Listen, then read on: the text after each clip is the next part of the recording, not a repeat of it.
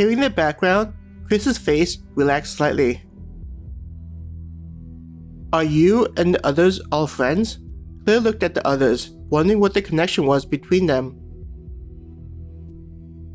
Looking at the other adventurers, what struck out was the difference in age.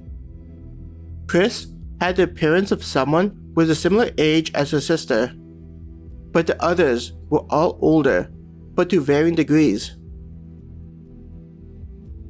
The question brought relief to Chris, as though appreciating the change in topic. Laughing, he said, "We all work close to one another on one of the major traveling roads." Pointing to himself, "Like I mentioned, I worked at a burger joint." Moving his hand to indicate an older man in his 30s with an axe on his back.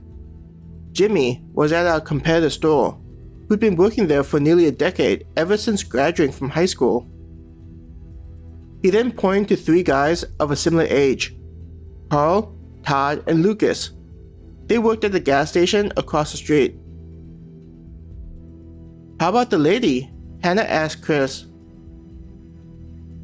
Chris grinned. "She's the one that got us out of that dangerous situation." Mindy was working at the ice cream and convenience store. Though the lady wasn't as old as her mother, Claire was impressed that Mindy was the one that helped the others. Looking away from Mindy to Chris, she raised an eyebrow to indicate what the story was. The store manager had checked by to check up on things when they got a call, talking about strange animals attacking people at the other franchise stores. Chris began telling the story to them. Not believing the story, we slowly began hearing screams and honking noises off in the distance where the local town was at. Pointing at Mindy, that's when she came bursting into our store with Jimmy, telling all of us that we needed to leave. Hearing Chris explain the events, Claire could only imagine what would go through everyone's mind. Some woman working nearby ordering people to leave. "I'm guessing that they didn't?" Hannah asked, sensing that the story wasn't going to be a happy one. Chris shook his head. "The store manager and Mindy got in an argument," he sighed. "If it wasn't the fact that the guy was an awful guy to work for, I'd have likely stuck around instead of going with her." "That's when you went and picked up the others?" Claire asked. He nodded. "We ended up running across the empty fields. Since there weren't any trees nearby, it was easy to see if anything was chasing after us. Eventually, after living by ourselves, we ran into a group of survivors. We then, eventually, met up with some military people, months later, to end up at the fort."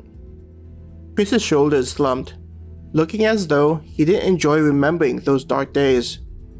It was as though he wanted to quickly brush over them instead of being reminded of it again. Both Claire and Hannah were quiet.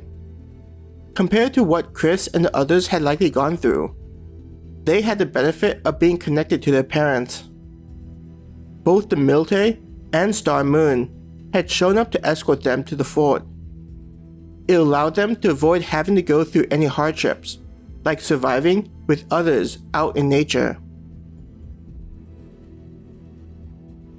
Shrugging off the gloomy cloud, Chris grinned.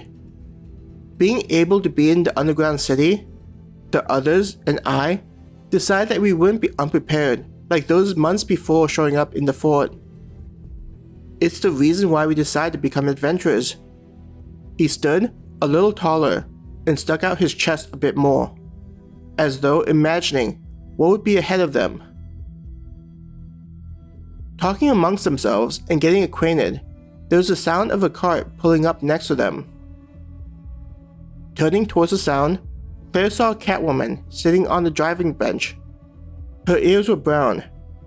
Compared to the other workers, her tail was bushy and wrapped around her waist like a fluffy belt.